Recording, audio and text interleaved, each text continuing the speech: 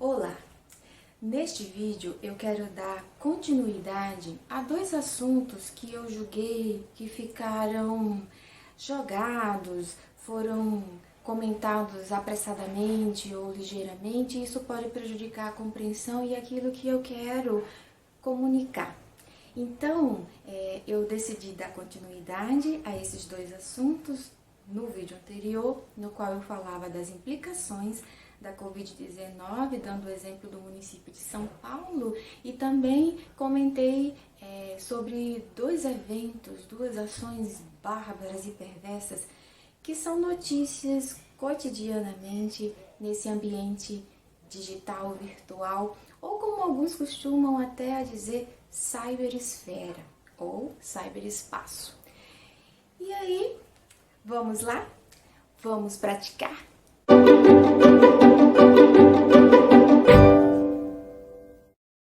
Primeiro, eu quero retomar a discussão da Covid no município de São Paulo e eu vou mostrar novamente o mapa que foi exibido no vídeo anterior e vou complementar com mais um mapa ou dois sobre rendimento na cidade de São Paulo ou no município de São Paulo do censo de 2010, do último censo demográfico. E por que é interessante essa complementação? Para não ficar só no discurso.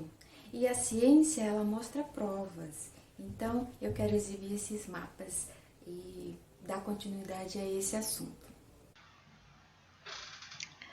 Esse mapa é aquele da taxa de mortalidade que foi exibido no vídeo, falando sobre a pandemia e o meio, né? O meio digital, o meio técnico informacional que nós vivenciamos atualmente. Então, essa taxa de mortalidade, ela se expressa mais nas periferias da cidade e tem uma taxa bem maior na Zona Leste.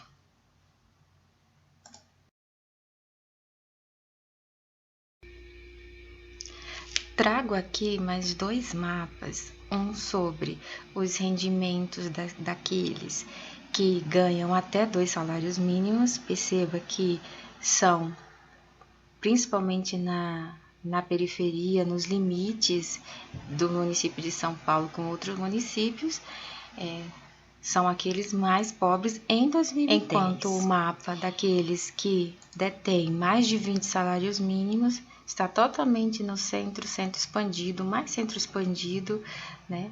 E coincide com a área de menor taxa de mortalidade pela Covid-19. Então, é um fato, né?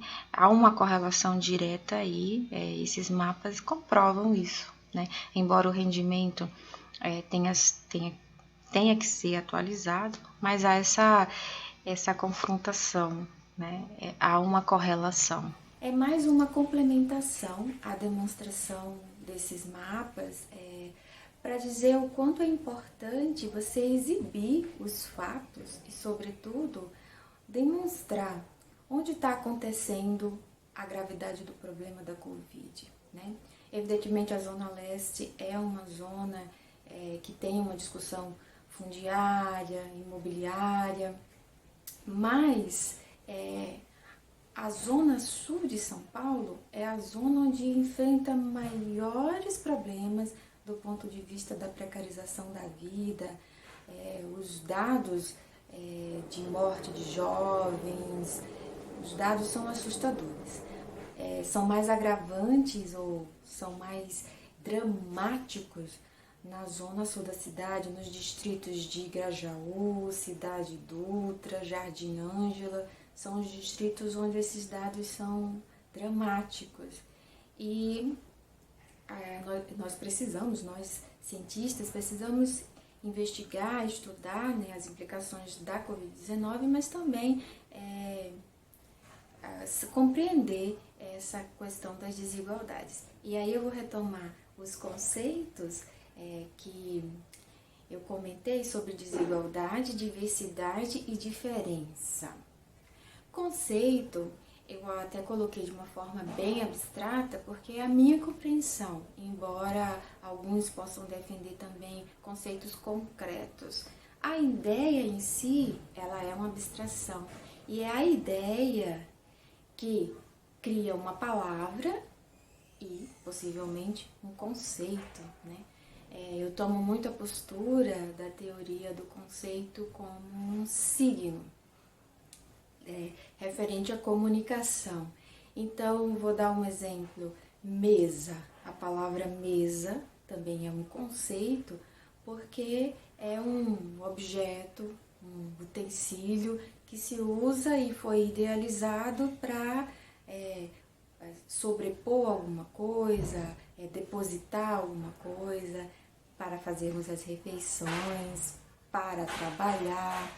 Então, a ideia e o conceito de mesa é um. E agora, como a mesa se torna um objeto, ela pode ter vários tipos de forma, designs, né? Tipo redonda, quadrada e por aí vai. E a mesa foi ganhando especificações, como escrivaninha, né? E uma série de outros desdobramentos do conceito mesa, né? E é um exemplo que eu trago aqui também para expressar, demonstrar, né, a ideia de conceito. Então, é sempre uma abstração que a sociedade, nós podemos criar, né, a depender da nossa divisão do trabalho e oferecer, né, para a sociedade, como hoje já é real o conceito de lugar virtual, aula remota, então, o mundo digital, o cyberespaço ou cyberesfera, tá aí totalmente real, já é uma realidade. Então, eu queria ter aprofundado um pouquinho mais e depois eu retomo também. Quero só dar mais 2 exemplos que... Por que nós diferenciamos desigualdade, diferenciação e diversidade?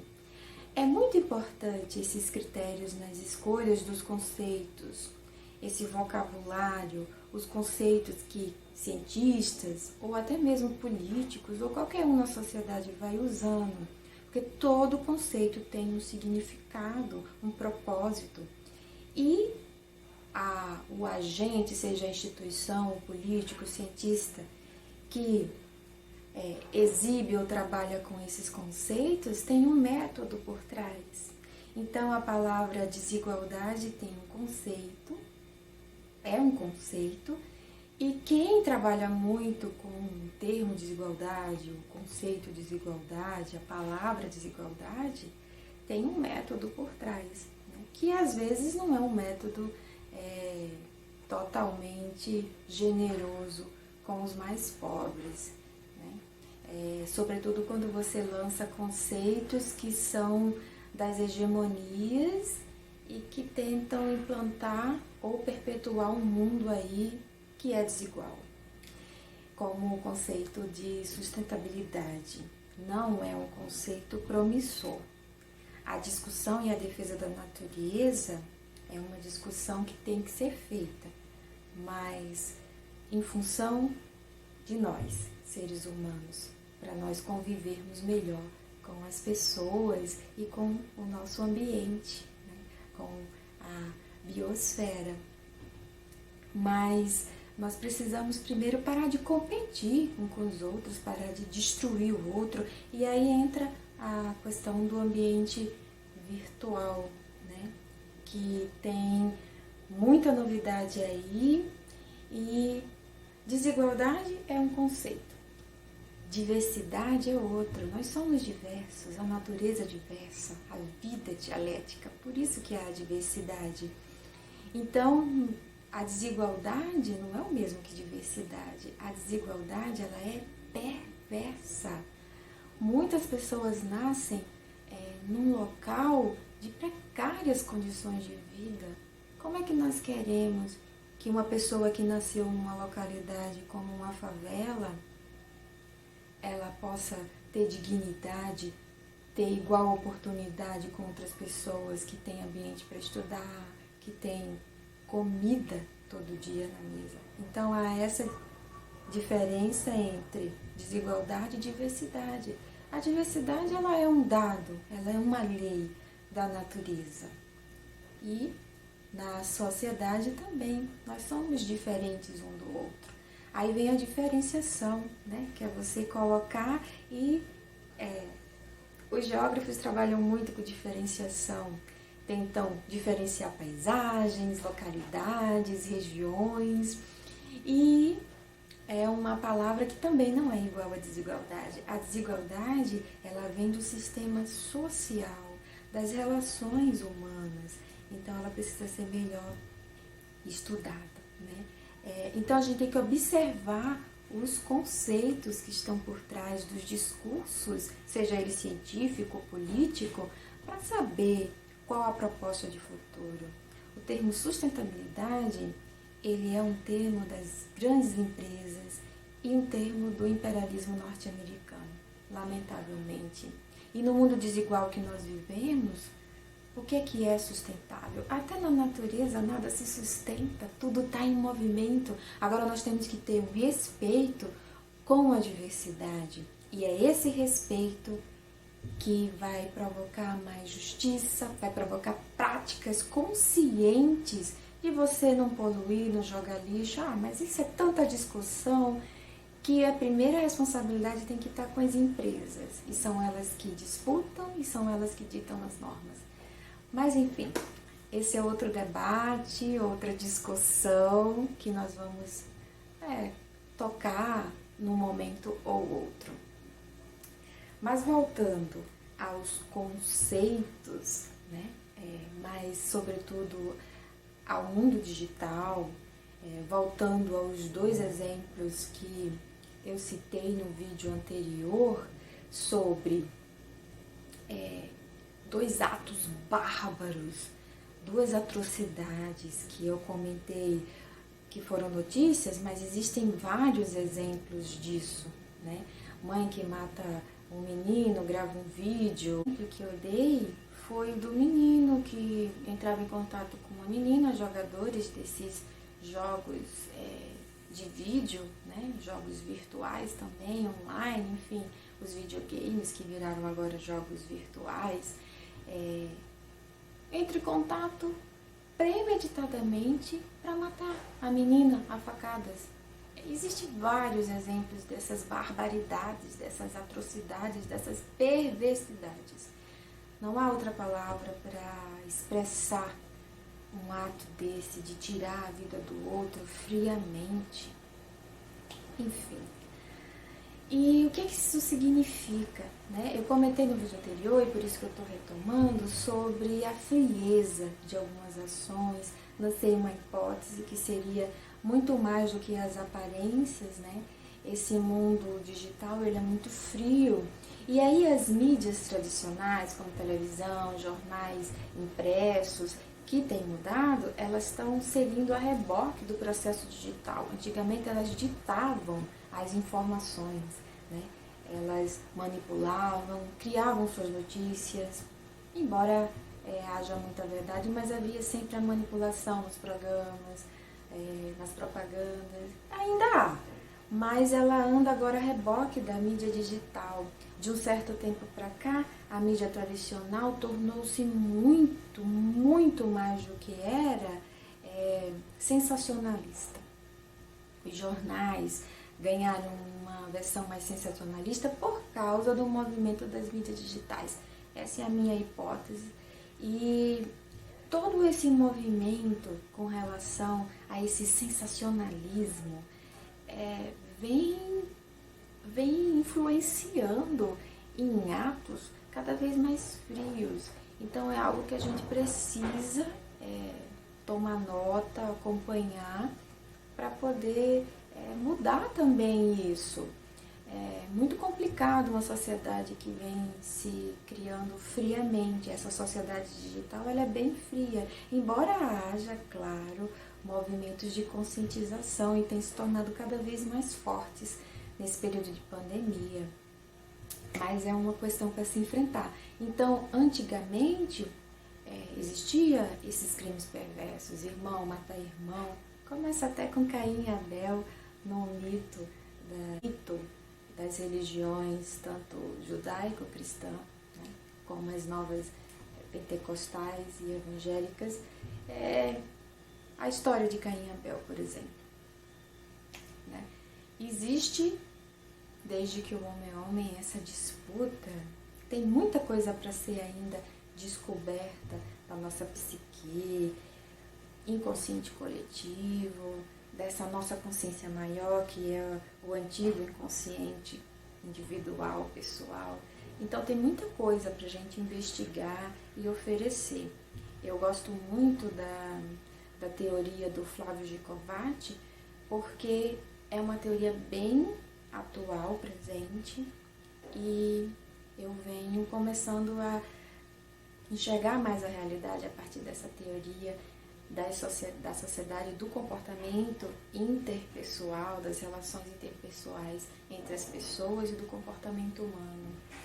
Então é mais ou menos por aí, né? Antigamente existia sim, só que há uma diferença entre o que era antes e hoje. A novidade é que hoje as informações não passam mais pelo filtro da grande mídia tradicional. Essa é a grande novidade. As informações, elas passam a ser criadas também por qualquer um. E aí é que está a novidade, mas também um problema, né? Um desafio.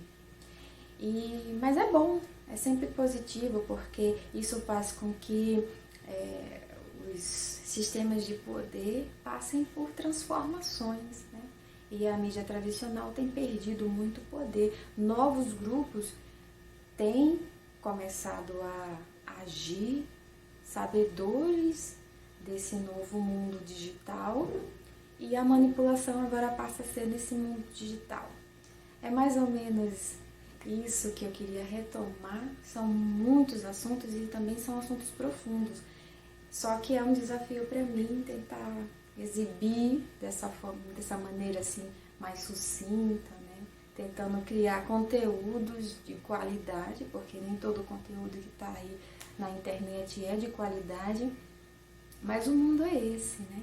É promissor, né? Essa é a dialética. Entre o ruim a gente vai garimpando o bom e tendo também acesso a informações que são mais verdadeiras, porque a busca pela verdade é o que importa, né? Então, a grande positividade desse mundo do presente é que informações verdadeiras podem chegar sem o filtro da mídia tradicional, onde se concentrava muito poder. A disputa está aí. Mas eu quero finalizar com esses dois questionamentos. Pode uma nação viver e prosperar debaixo de tantos escândalos e de tão devastadora, desenvergonhadora sangria de seus bens? Pode uma nação formar novas gerações de cidadãos prestantes, debaixo de exemplo de tamanha disfarçatez e impunidade? Esses dois questionamentos é de Darcy Ribeiro, no livro O Brasil como Problema, e ele foi lançado em 95, se eu não me engano. A primeira versão dele é de 95. Tão atual, não é mesmo? Essas são as boas teorias. As boas teorias estão vivas. Tem teoria boa desde os gregos, lá de Epícoro, Sêneca. Esse aqui é um conhecimento saboroso. Continue andando.